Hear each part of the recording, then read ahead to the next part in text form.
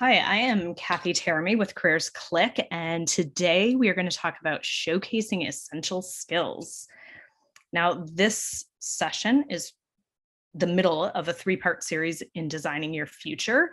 The first one is identifying your career interests. Today, we'll be talking about showcasing essential skills and then navigating your own career path. So be sure to check out the other two sessions as well.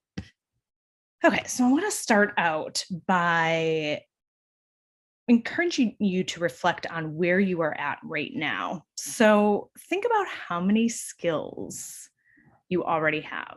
Do you have a lot of skills? Do you have some skills? Or do you not have that many skills?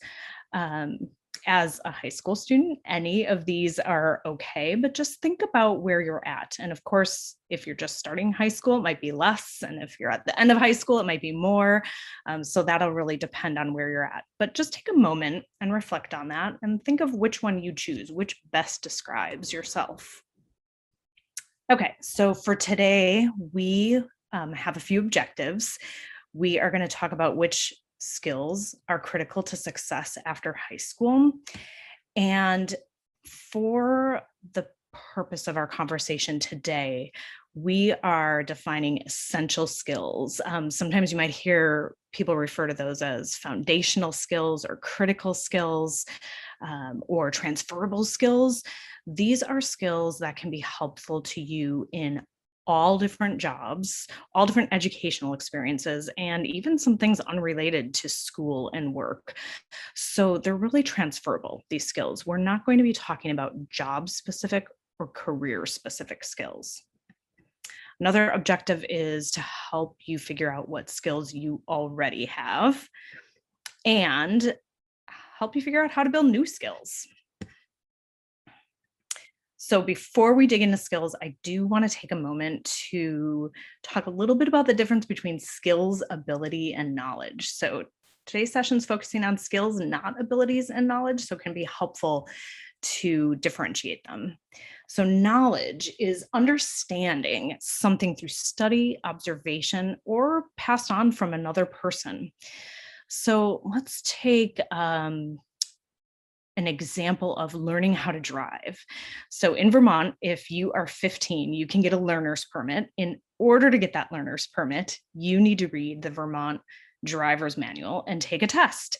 So by reading that manual and understanding the rules of the road, that's gaining knowledge. And you can take a test and be tested on your knowledge and then get that permit. Now, for an ability is the quality of being able to do something. So taking that example of learning how to drive, that might be your ability to actually physically maneuver the car. It could be things like good hand-eye coordination.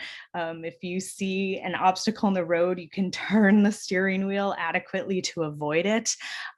Using mechanical things in the car, pressing the brake with your foot, things like that. So those would be your abilities. And then skills, what we're here to talk about today. These are proficiencies gained through training or experience. So now for learning how to drive, this would be practicing driving. And in Vermont, in order to get your driver's license, you need to spend at least 40 hours during daylight behind the wheel practicing driving and at least 10 hours at night. So that's 50 hours of gaining driving skills. The state of Vermont wants to make sure before they give you that driver's license that you're actually a skilled driver. So you can understand the differences between knowledge, ability, and skills. And today we'll focus on those transferable skills.